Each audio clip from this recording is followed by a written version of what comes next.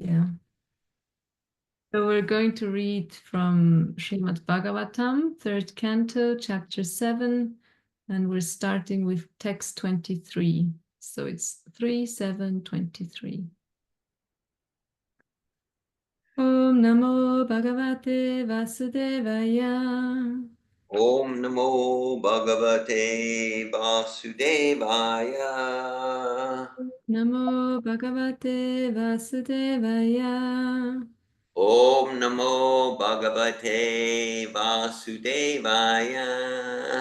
Om Namo Bhagavate Vasudevaya. Om Namo Bhagavate Vasudevaya. Narayanam Namaskritya Naram Jaivam Narotamam Devim Saraswatim Vyasam Tato Jayam Udirayet Nasta Prayeshva Bhadreshu Nityam Bhagavata Sevaya Bhagavatyuttama Shloke Bhaktir Bhavati Naishtiki. Okay, we'll read the Sanskrit first. Yasmin dasha vida prana Yasmin dasha vidha prana. Sendriyartendriyas trivrit Sendriyartendriyas trivrit. Tvayerito yatavarnas Tvayerito yato varnash. Advibhutir vadasvana Tadvibhutir vadasvana. Yasmin dasha vida prana Yasmin dasha vida prana. Sendriyartendriyas trivrit Sendriyartendriyas trivrit.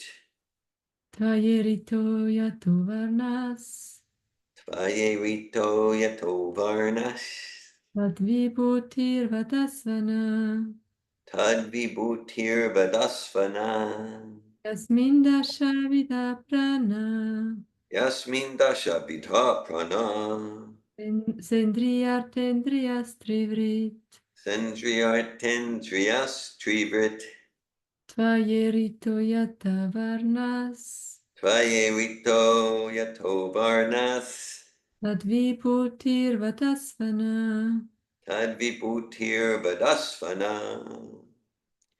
Yasmin dasha vidha prana.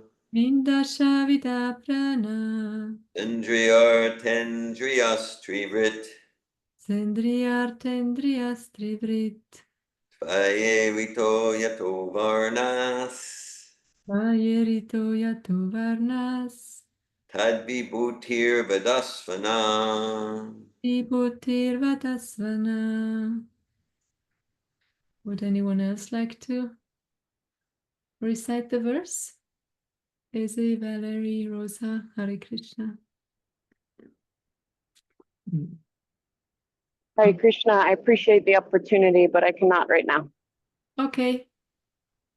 So we'll do word for word. Yasmin, Yasmin, in which. in which.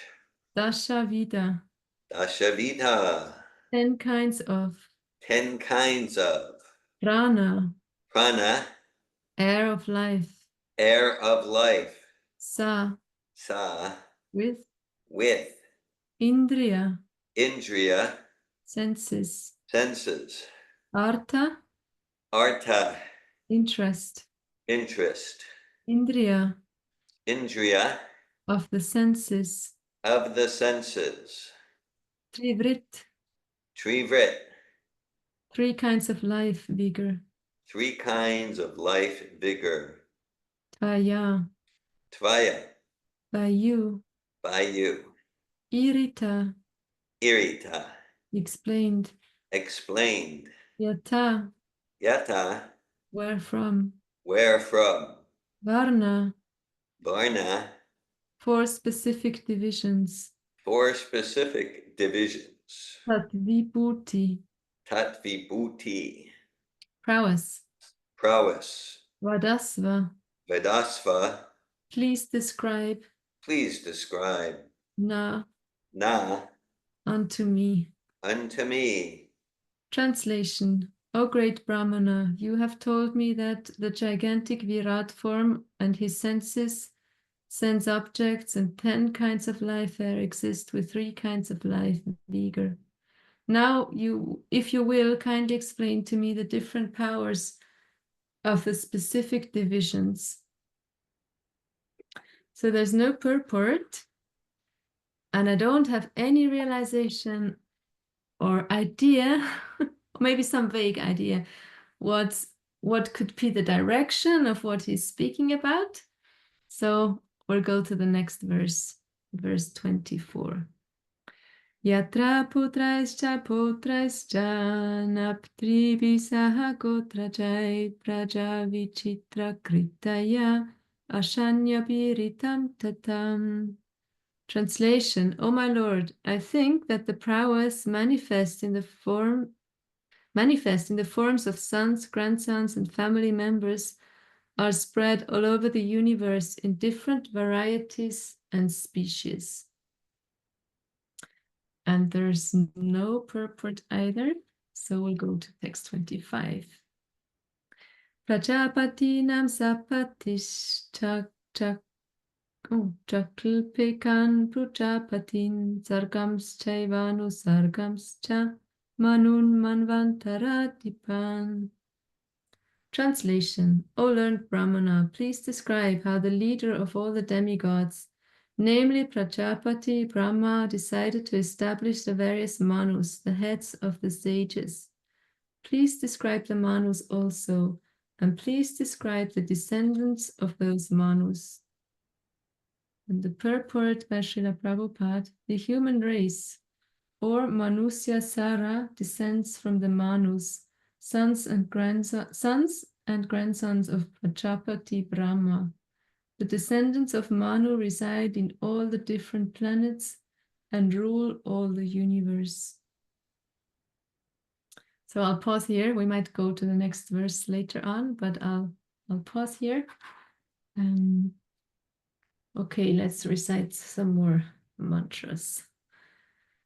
Om Agyanatimirandasya Gyananjana Shalakaya Chakshurun Militam Yena Tasmai Shri Guruve Namaha Shri Chaitanya Manopistam Stapitam Yena Bhutale Swayam Rupa Kadamayam Dadati Swapatantikam Vandeham Shri Guru Shri Yuttapada Kamalam Shri Gurun Vaishnavamscha Shri Rupam Sagrajatam Sahagana Raghunatan Vitam Tam Sajivam Sadvaitam Savadutam Parijana Saitam Krishna Chaitanya Devam Shri Radha Krishna Padan Sahagana Lalita Shri Vishakan Vitamscha Hey Krishna Karuna Sindhu Dinabandhu Jagatpate Gopesha Gopika Kanta Radha Kanta Namostate Takta Kanjana Gourangi Radhe Vrindavaneshwari Rishabhanu Sute Devi Pranamami Hari Priye Vanchakalpatarubhyascha Kripa Sindhubhya Evaja Patitanam Pavanebhyo Vaishnavebhyo Namo Namaha Shri Krishna Chaitanya Prabhu Nityananda Shri Advaita Gadadhar Shri Vasadi Gaura Bhakta Vrinda Hare Krishna Krishna Krishna Hare Hare Hare Rama Rama Rama Hare Hare Namo Vishnu Padaya Krishna Prestaya Bhutale Srimate Bhaktivedanta Swami Niti Namine Namaste Saraswati Devi Gauravani Pracharine Nirvishesha Shunyavadi Paschatya Deshatarine. So I pray that whatever I share is aligned with the essence that Srila Prabhupada wants to communicate with us, and that it's beneficial and elevating for everyone present. So here we have Vidura. So it's Vidura and Maitreya. They're having a conversation, and Vidura is asking questions. He wants to know more, and he wants to understand better. And so in verse 24, he speaks of the prowess, how that's manifest in forms of sons, grandsons, and family members and spread all over the universe. And when I was reading that, I remembered my school days. I was maybe 10 or 11 years old, and our teacher asked us to close our eyes and imagine that, like, all the classroom, it disappears, and then the town disappears, and the country, and then the earth, everything disappears, and at the end there's just God and us.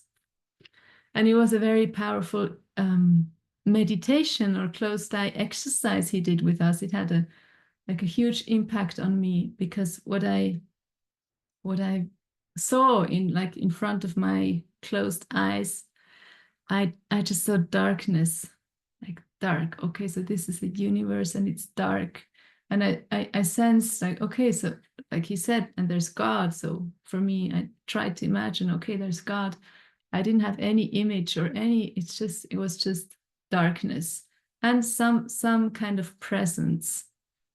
And the question came up, okay, so who is God? Like, who is this person? And I didn't receive a response for many, many years. Like, I got, okay, the universe is like empty. And I would learn at school, other planets are empty. Like, also planet Earth is the only planet where living beings can live, where human beings live. So other planets are empty. And yeah, it felt like this universe is somehow a dubious, like, not sure if it's a safe place here. There's no life, so we're isolated, completely alone, and then somewhere there is God, but he's hidden and no one can see him. And it didn't sit so well with me. I wasn't satisfied with that. And Srimad Bhagavatam, like, so I think it was 2007. I was traveling to England to participate, to staff a seminar, a Sattva seminar in Glastonbury. And my parents went to England because my mom's English, and so they regularly go there. And I was 27 years old, and I decided I will travel over to England with my parents and will stop by in London and visit my great aunt. And I'm going to go to Soho Street Temple and get a set of Srimad Bhagavatam, because I knew, like, I had researched and found that in Soho Street Temple, they had this this set of Srimad Bhagavatam in English. So I went there with my father and mother.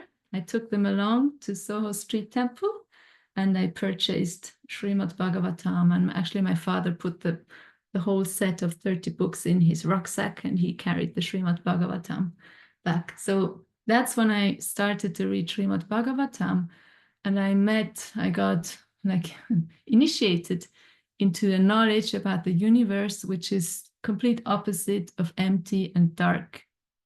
Like, and that's continues to be my process. Whenever I read Srimad Bhagavatam, I get to know a universe that's personal, that's alive, that's vibrant, that's like based on the principle of unconditional love.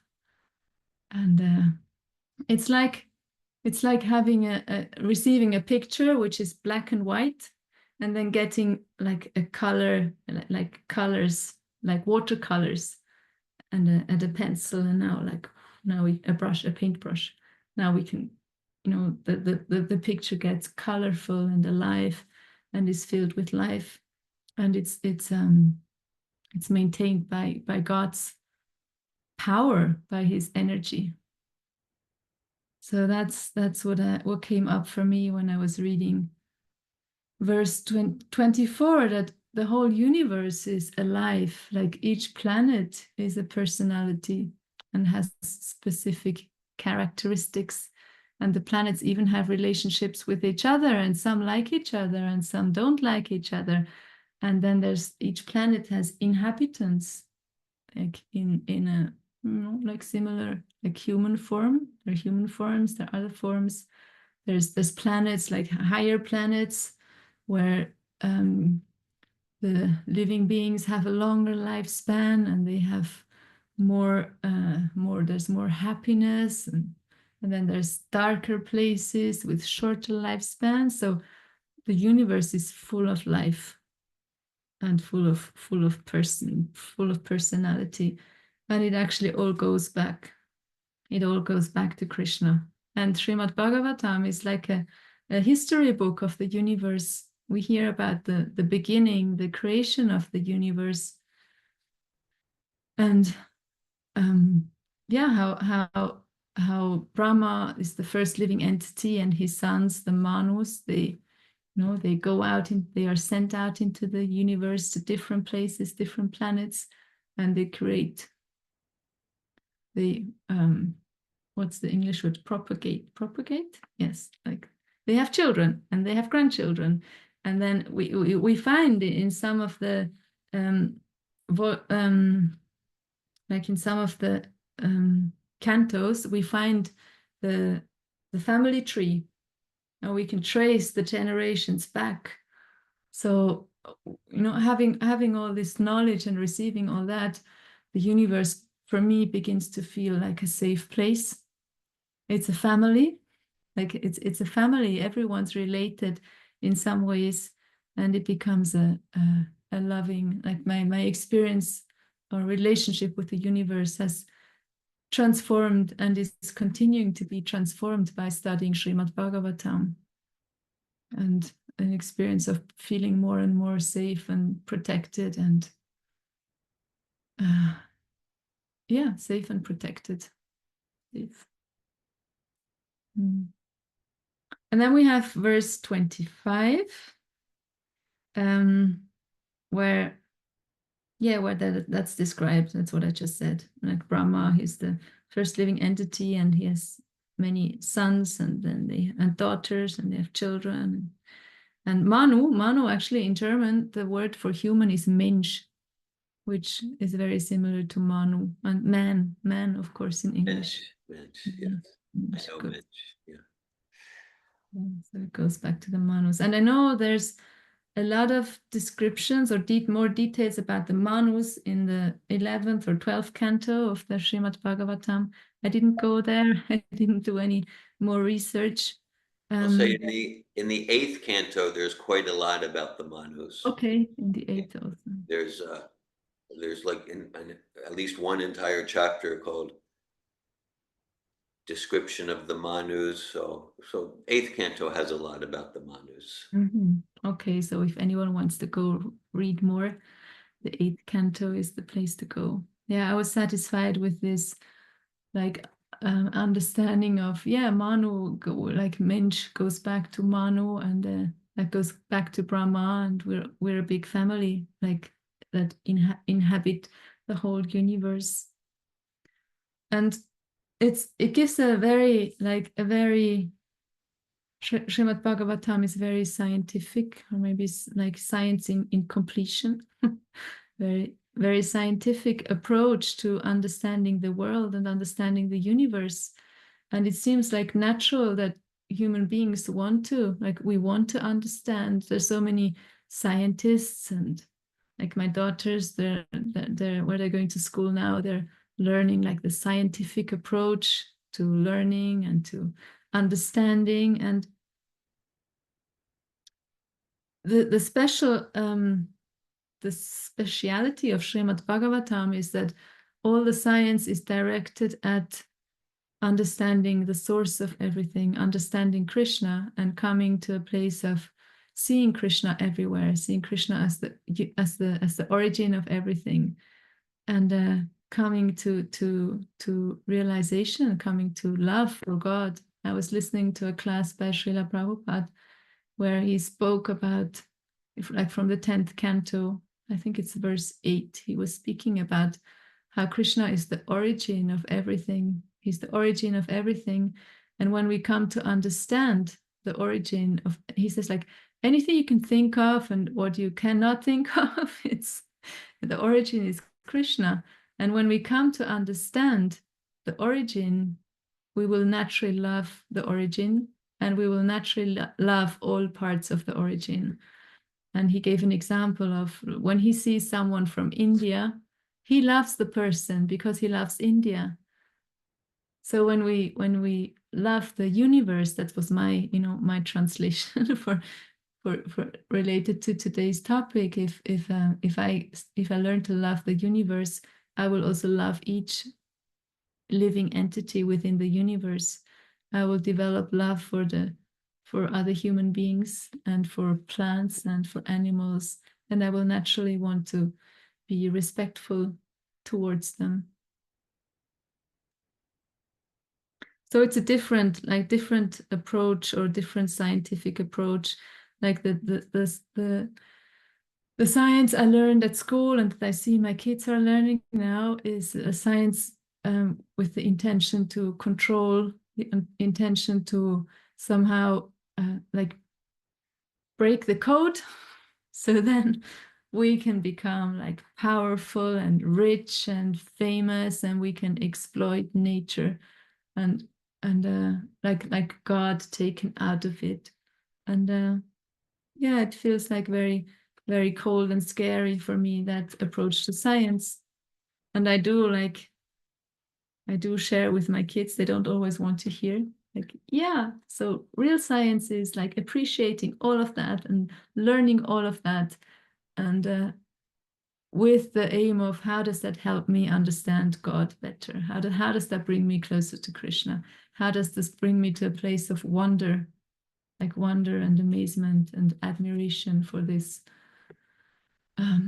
amazing artwork, which is the universe? And it reminds me of the saying when Srila Prabhupada says, how can you love someone if you don't know them? Yeah, so Srimad Bhagavatam is here so that we get to know Krishna, that we get to know the source, that we get to know our source. And by getting to know the source, by getting to know Krishna, we develop love. And it's said in the introduction to Srimad Bhagavatam, which is there in every, first at the beginning of every canto, the preface actually, written by Srila Prabhupada. And he says, like, that by reading Srimad Bhagavatam, that's like in my own words, it's like a course. It's like taking a course where you get knowledge of God and you get complete knowledge of God. And so by step, we are led to understand more and more about Krishna, about God. And it starts with the material universe. And I was thinking, in some ways, sometimes I wondered, why is the first canto, the second canto, and now also the third canto, like why do they speak so much about the material universe? Aren't like most of us here because we're tired of the material universe. We're tired of the material experience. Like I know that's a big reason why I'm here reading Srimad Bhagavatam and looking forward to a discussion with all of you, because I'm tired of the suffering and I'm tired of getting confused and covered and forgetful and putting myself into troubles and new troubles and the same troubles again and again. I'm tired of that. I'm looking for a solution. And yeah, so why the focus on the material universe, the material world again? Why not just hear about God and his kingdom and go there? And I'm coaching a person right now who has really severe back pains for many, many weeks or months. And she's doing a lot of work with channeling and, like esoteric approaches to spiritual realization. And I was asking her, like, she's really like suffering and she's resisting her suffering. And I asked her, well, what do you think? Like, if let's assume the universe means well, and is giving you, or at least allowing that you have this pain. What would be the reason? What's there for you to learn? And she explored how it really puts her back in her body. Like she's forced to remember with every movement, because every movement hurts. With every movement, she's forced to remember that she is stuck in a material body. And it's like,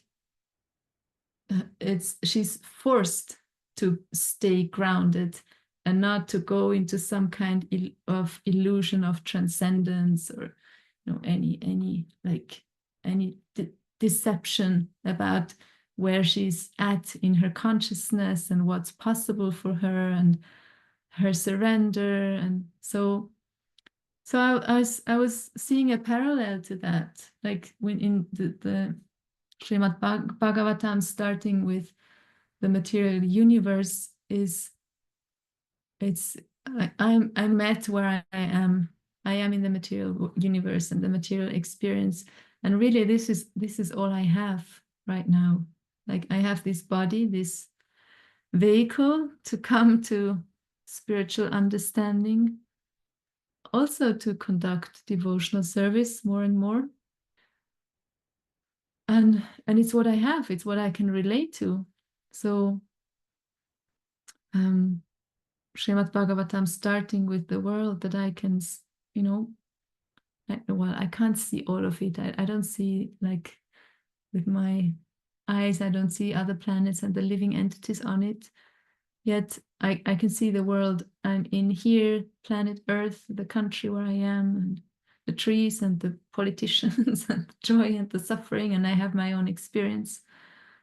So yeah, that's the only place where I can start to come to deeper understanding of what's the purpose of my existence and what's the goal and what's the way out of suffering.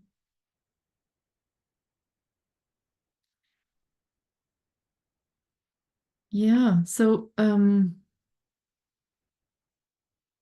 it led my thoughts also back to what's the beginning of Srimad Bhagavatam? Who are we listening to right now? And it's actually starts in Naimisharanya, this place, this holy place where sages gathered, like more than 5,000 years ago. They gathered and they understood, because they had knowledge. They had knowledge. They knew, okay, it's time for Kali Yuga.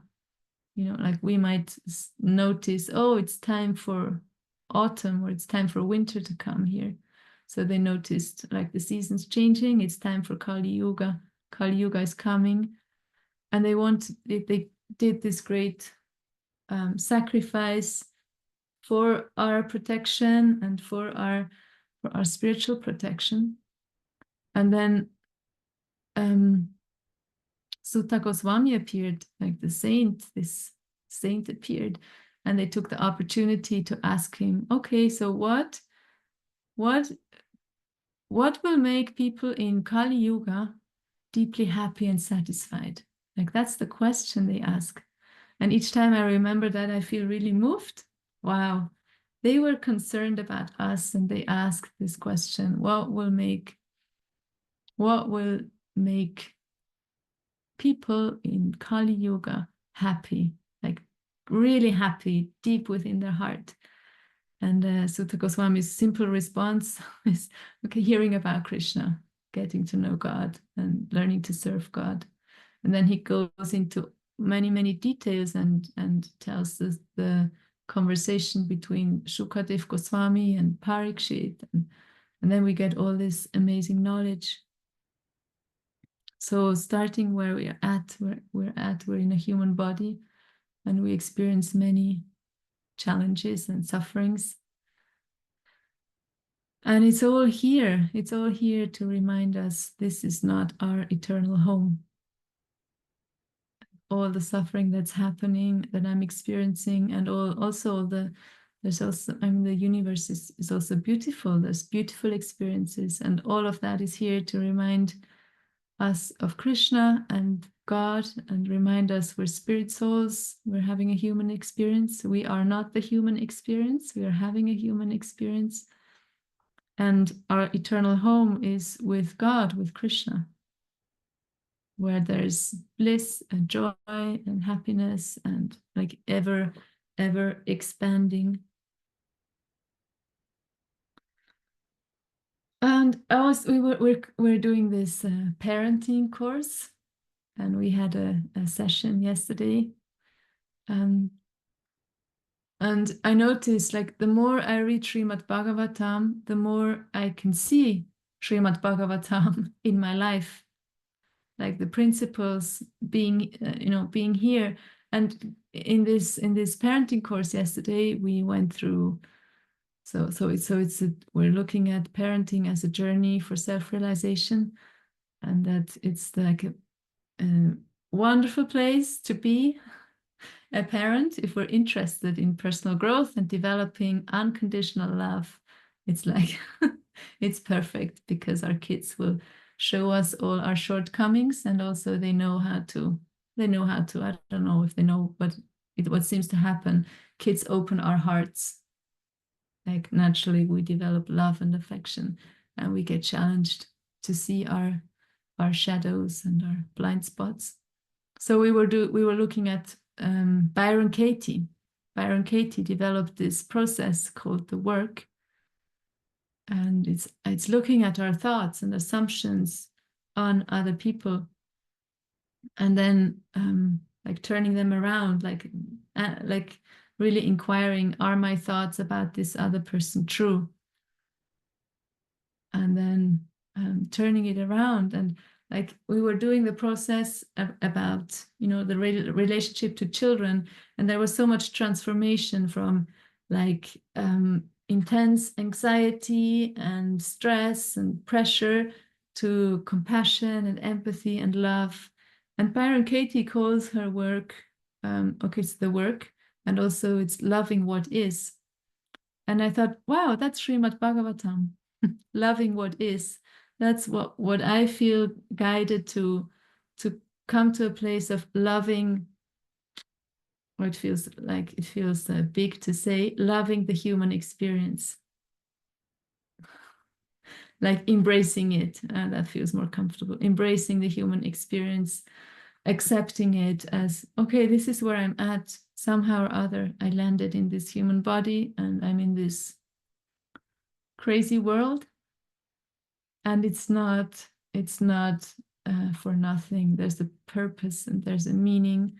And yeah, I feel guided by Srimad Bhagavatam to come to love the material universe, to see the beauty in it, to see the love in it, the unconditional love in it, and how Krishna is present everywhere, even if I don't see him. And I get to learn to see him more and more. Like in the second canto, the universal form is described, and it said all the trees. So I'm looking at the tree outside here. The trees are Krishna's hair. So whenever we see a tree, we can be reminded of Krishna. Or a river, the rivers, the Krishna's veins. So whenever we see a river, we can be reminded of Krishna. We start to learn. We start to learn to see through the eyes of knowledge. Okay. Yeah, so loving what is. That's my what I'm taking from how come Srimad Bhagavatam focuses so much on the material creation. Because that's where we are, and by embracing it and by accepting it, that's the platform for transformation and for having choices.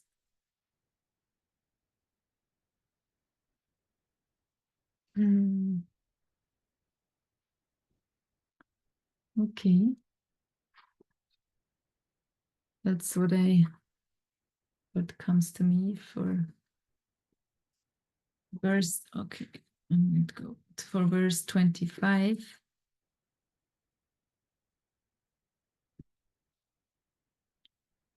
And we'll go to verse 26 for the one more. Uparyadascha ye loka bhumir mitratmaja sate tisham samstam pramanam ja burlokasya cha varnaya. O son of Mitra, kindly describe how the planets are situated above the earth, as well as underneath it, and also please mention their measurement as well as that of the earthly planets. And the purport by Srila Prabhupada. Yasmin vigyate sarvam evam vigyatam bhavati. This Vedic hymn declares emphatically that the devotee of the Lord knows everything material and spiritual in relationship with the Lord. Devotees are not simply emotional, as is ill-conceived by certain less intelligent men. Their direction is practical. They know everything that is and all the details of the Lord's domination over the different creations. Okay, so now it gets very detailed. Okay, the planets. Where are the planets? Above and underneath the measurements. And Srimad Bhagavatam gives very clear measurements, like the distance between the planets. And I thought I have the book here. I have a book about, I don't remember his name. I think, dear Govinda, you will know his name. He's a he researched astronomy, and he's comparing the modern research to the knowledge given in Srimad Bhagavatam. Sadhaputa Prabhu, Dr. Richard Thompson. Yes. And there's one chapter where he gives the numbers, that the measures, like the distance that modern science has measured between the planets, and then the numbers that Srimad Bhagavatam gives, and like translated to the miles, I think it's miles. And like the difference, he says the difference is so small that like scientifically it's not really important. Like so you could say it's exactly the same distance that is measured with today's possibilities and what's given in Srimad Bhagavatam. And I find that really striking. And I wonder how come not more scientists are interested in Srimad Bhagavatam? Because to have such a result, to have a book which is said, okay, this is knowledge from 6,000 years and older, and there's this scientific proof, black on white, the knowledge like is, like one-on-one, like goes together with modern research. I, as a researcher, I would be really interested to understand more and hear more. What knowledge does this book give, and how can that, help me, support me to open my eyes, open my mind, and do research. And Srila Prabhupada, interestingly, he goes to, like, a devotee knows everything material and spiritual. And it reminds me of Sri Ishopanishad in the 11th verse, where it said that, so learning the process of transcendence and nescience simultaneously is important to actually transcend.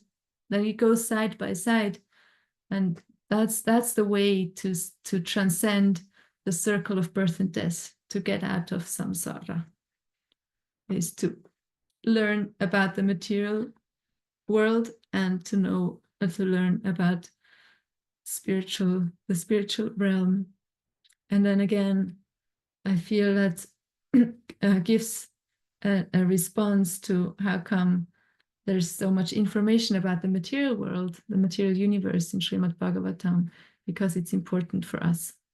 It's important for us to know and understand, while at the same time learning or realizing the spiritual aspect of existence.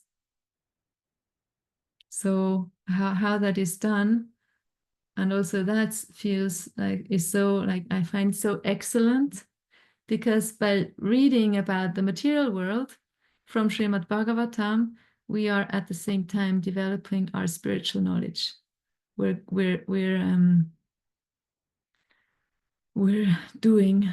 performing devotional service by reading Srimad Bhagavatam. So it's that mantra verse of Sri Ishopanishad is like an explanation of what we get from studying Bhagavad Gita and Srimad Bhagavatam. We get knowledge about the material platform and the spiritual platform side by side.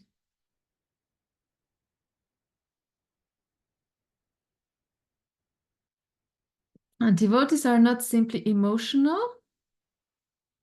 Their direction is practical. And I see that, I experience more and more how practical Srimad Bhagavatam is, and how, just right now, I have a little girl who's coming, like she dropped out of school, or her parents took her out of school because she was suffering a lot and like completely closed down and not ready to take in anything or learn anything.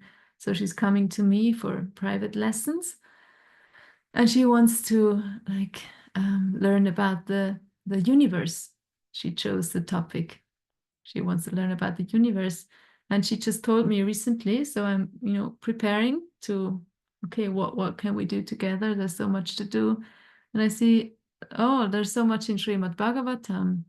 I can, share with her and explore with her about, instead of just looking at the planets, here's Mars, here's Venus, that's the color of Mars, and just to go to like their personalities, and they have qualities, and they're alive, and they're all all created by Krishna. There's a reason, there's a magic, and so in that's one example where I see it. It's very practical. It's very practical.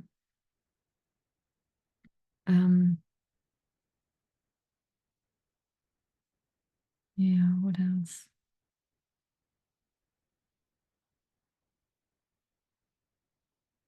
The last sentence, they know everything that is and all the details of the Lord's domination over the different creations. It's a sentence I wonder about. What does it mean? They know everything. They know everything that is. What does that actually mean? What is it what's the everything? How many details does that contain? Or does it refer to the essence of, there's nothing beyond God's creation? Everything originates from Krishna. Everything I can think of and not think of originates from Krishna. And there's the material realm, and there's the spiritual realm. What is the everything? Does it mean I know the distance from Earth to Mars? Yeah. There's the beginning of the 7th chapter of Bhagavad Gita. Well, second verse of that chapter, Krishna says, Yanam teham saviginam idam bhakshyam yasheshata yajgatva nirbhuyun yajgata bhama vishishati. He says to Arjuna, now I'll declare to you everything, both phenomenal and noumenal, after which there will remain nothing further to be known. The first verse of that chapter, Maya Sakta Manaparta Yogam Yunjan Manashraya Asamsham Samagram Gramam Yatagasati Tatrinu. Now here, O Arjuna, I'll declare to you, this knowledge of yoga, and it's similar, that after with attachment to me, you can come to me. It was a conversation, and Prabhupada's discussing that, and he asked us, and he kind of rhetorically asked the same question you just asked. What's that mean, everything? And so my understanding, Prabhupada's saying that, so the realized soul, the pure devotee, knows, it has realization, knows everything that Krishna wants them to know. So that this all-knowing quality, it's not the same as Krishna is all-knowing, as Vishnu Tattva is all-knowing, but as, just like we can say, Srila Prabhupada's all-knowing. So what is that? So it's not the same as Krishna is all-knowing. It means the pure devotee has revealed to them everything that Krishna wants them to know about spiritual nature, material nature, psychology, everything. So I just thought to share that Srila Prabhupada kind of addresses that. And in one sense, yeah, it's not like within a box. It's kind of like the pure devotee is connected with the source of all knowledge, all information. So anything Krishna wants to communicate for the devotee service. So I just wanted to share that comment from Prabhupada. Yes, thank you. I appreciate that. Yeah, everything that he needs to know for his service. Yeah. Yeah, and actually, I it's an example that I was considering to share, and I will share it now. And I think it's an illustration of that. So maybe 7-8 years ago, we were living in Rosenberg, a different place. Our neighbors moved away, and they had turtles. And they asked our children, "Would you like turtles?" And our kids said yes. And so I thought I just very quickly inquire, what does it take to take care of turtles? And I noticed that I don't need to know much. And I don't need to, it's not much effort, so we can just have these turtles. And then a few years later, the turtles lay eggs. And in our climate, it's very unusual that they lay eggs, and also it's practically impossible that the eggs hatch, like the little turtles hatch. So in that summer, it was very hot, and we knew that there were turtle eggs somewhere buried in the soil, and we just didn't. I just thought, okay, they will be there and they will rot, and and then autumn came, and it was like a stormy day, and Anuk, she went outside and said, "I'm going to dig out the eggs, because it's just horrible if they're there and rot." So she went and she dug, and it was like hard as concrete because it was such a dry summer. And she dug, and then she found the eggs, and just at that time there were 3 turtles coming out of the eggs, and they were alive. And so we took them in. It was like a miracle that they survived. One died, but then 2 of them survived. And on that day, I was reading from Bhaktivinoda Thakur Sharanagati. And there was one mantra where the word Dira Samira was like in there. And I thought, wow, Dira Samira sounds like a beautiful name, And so that day, these 2 turtles that survived, and I suggested, let's call them Dira and Samira. So we called them Dira and Samira. And I did a little research on what is Dira Samira, and I understood it's a certain wind that blows at the Yamuna River. And it was a very windy day. So it just all beautifully fit together. And then I was at that time like reading about Bhaktivinoda Thakur, and a few days later I read that he actually found a Kurma deity in his cellar.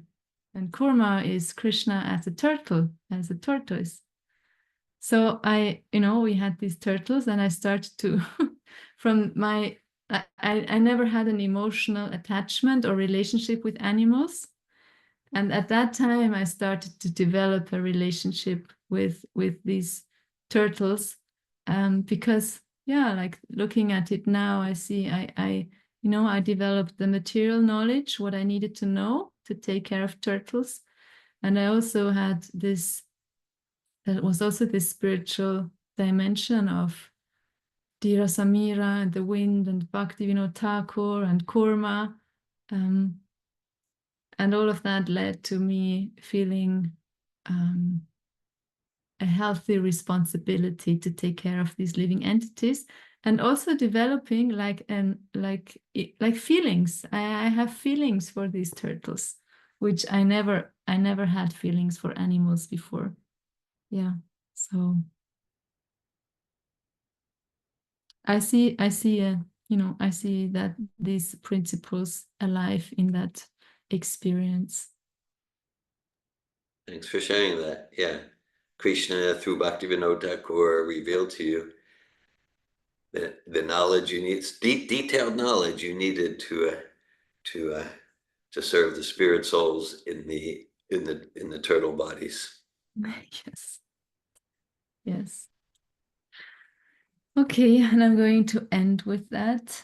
And I will just read I think the last verse again. O son of Mitra, kindly describe how the planets are situated above the earth as well as underneath it. And also please mention their measurement as well as that of the earthly planets. Hare Krishna. And I welcome comments, questions. Maybe you have something to add or to correct. I look forward to sharings. Hare Krishna, good morning, good afternoon. Hare Krishna. You shared, I really was moved by the story you shared about the woman that you were working with who was in a lot of pain, and how her realization was that the pain was to bring her into the body and to realize that she's in the material. And I'm so thankful that my body is not in a lot of pain, but I even notice in myself how I will avoid that reality of that I am in so much suffering in the material. And yeah, I'm just seeing like most of my life is more material than it is spiritual. And what you were sharing was like when we really meet ourselves where we're at and accept that there's suffering in the material and that we are stuck in the material, that then we can make progress. And it reminded me of recently I was talking to a friend and I was sharing with her how I've been in this prayer of like, what's my purpose? What's my purpose? I can get really caught in that. Like, how am I meant to serve in this world? How am I going to change the world? I can put so much pressure on myself. Like, how am I really going to have impact, and like what way, how can I be used to my full potential to really serve people and touch people? And something she shared with me, she was like, your purpose is to serve Krishna. That's it. And it was relieving in a way to read that. I was like, oh, that's it. Like, I just chant every day, read every day, and eventually like that practice will grow bigger and bigger, and I'll be of more service. But it was like, oh, that's just my purpose, like in a way that was so relieving to realize. And you shared Shuta Goswami.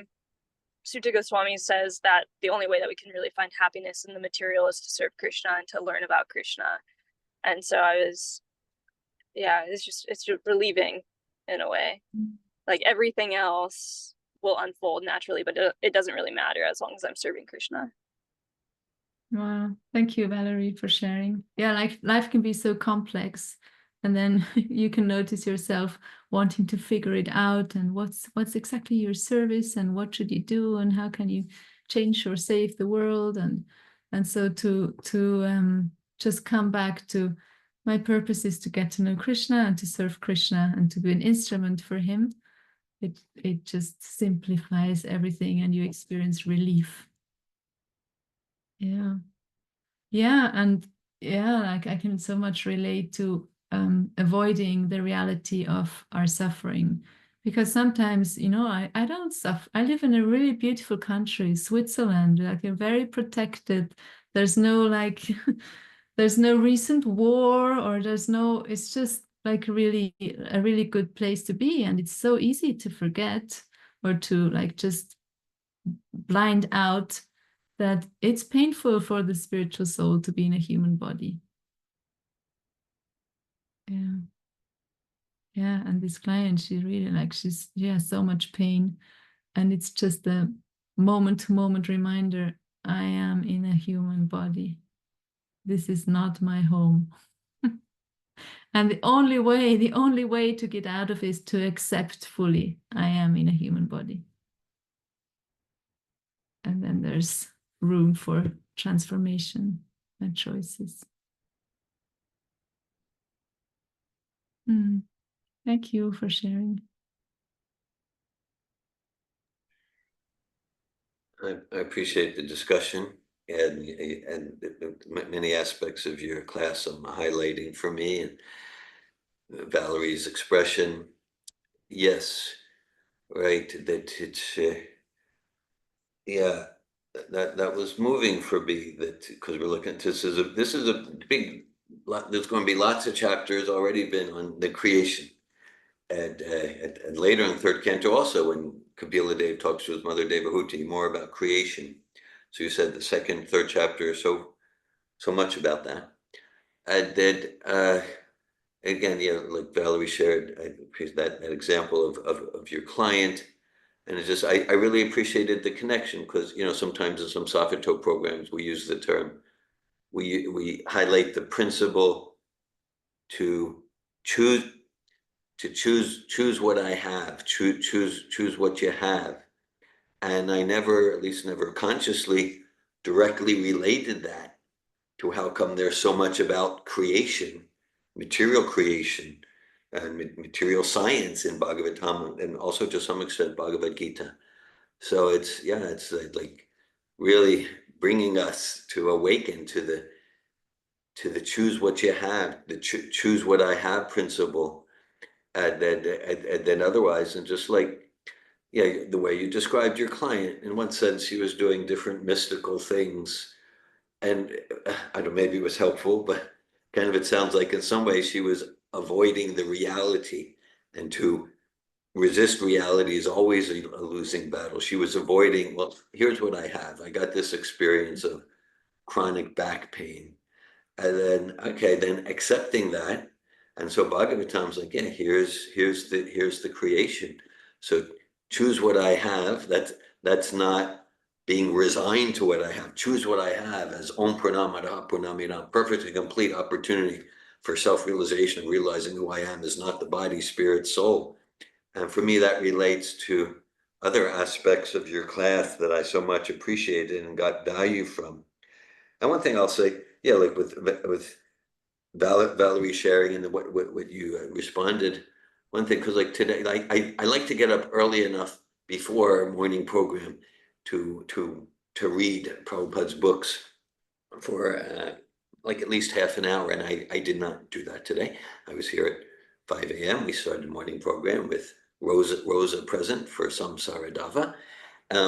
But I have quite a full day. I have a lot going on, so I'm probably not going to clear time to read books. Of course, we're reading Bhagavatam now, but then in your response to Valerie, like, look, this is what it's all about. So I realized like that's just Maya.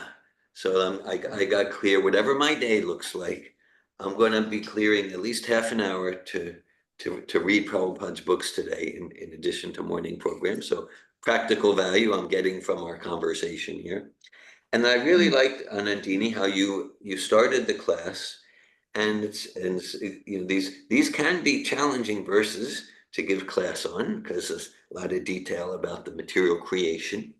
And then so you started the class about how it's kind of like things start from a person.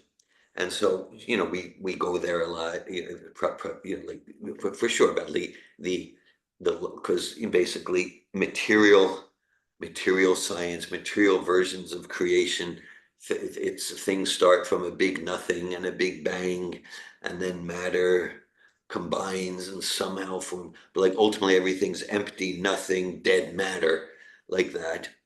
And then, from a logical point of view, we can see, well, matter no one's ever seen in a laboratory or in nature, no one's ever seen matter combine to form life and like that. And okay, so the logical, the rational Bhagavatam, so logical, right?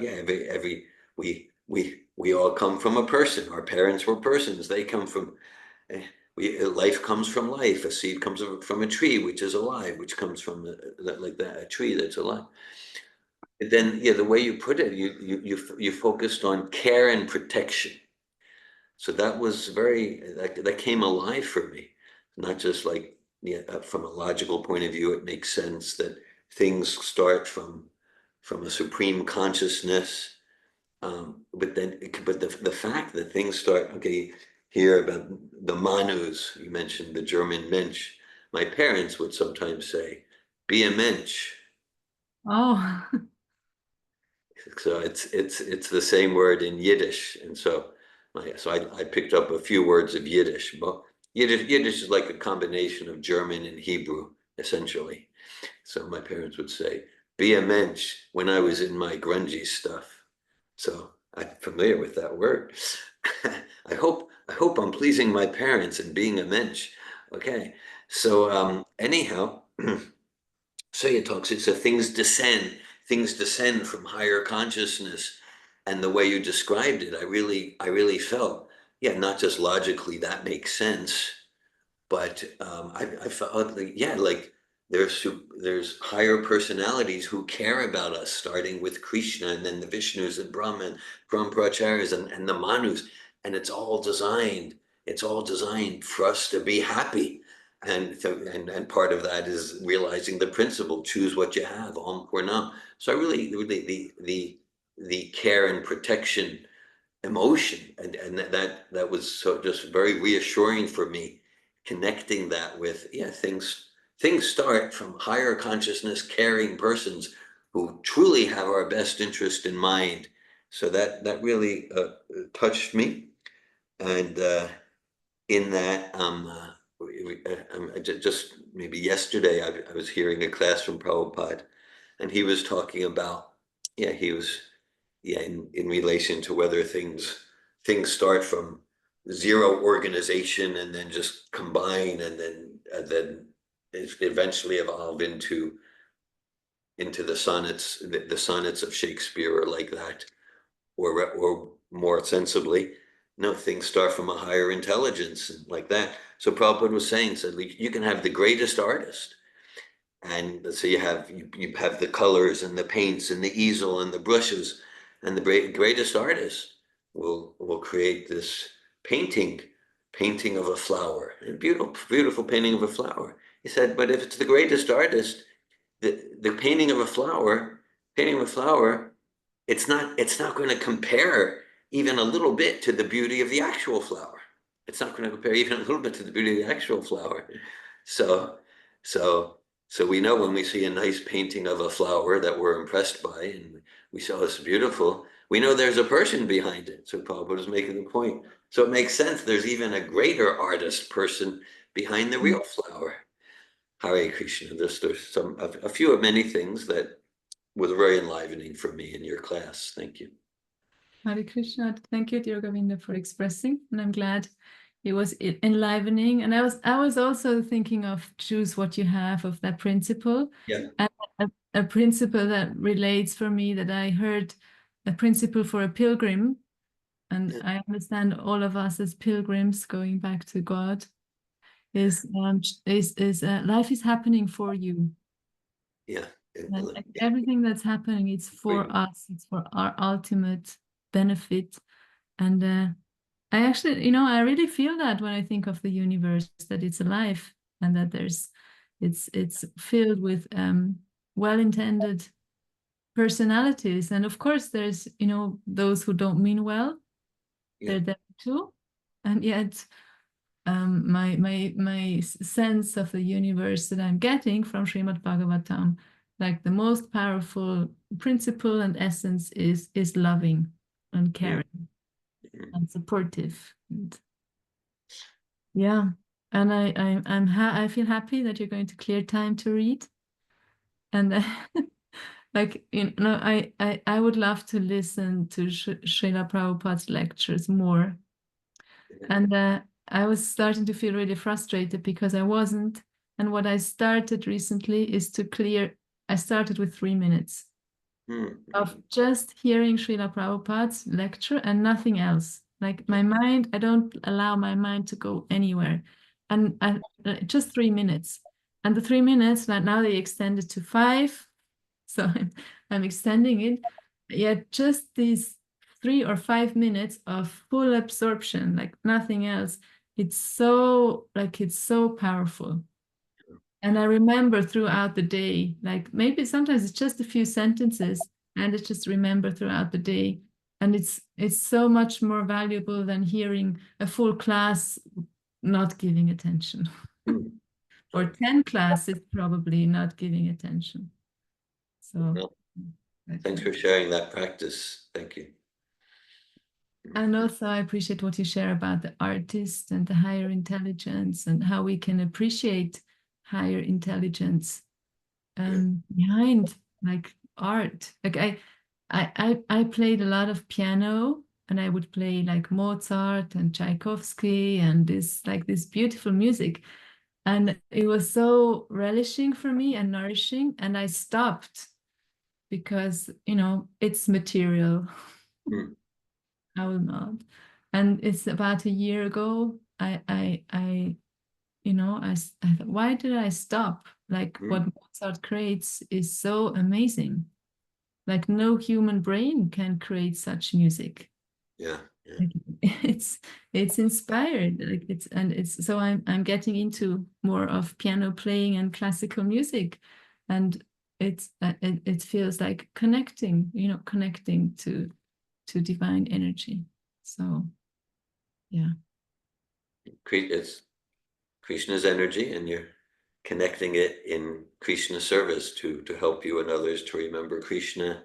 Krishna says, Shabdake, I am sound vibration. I am sound vibration.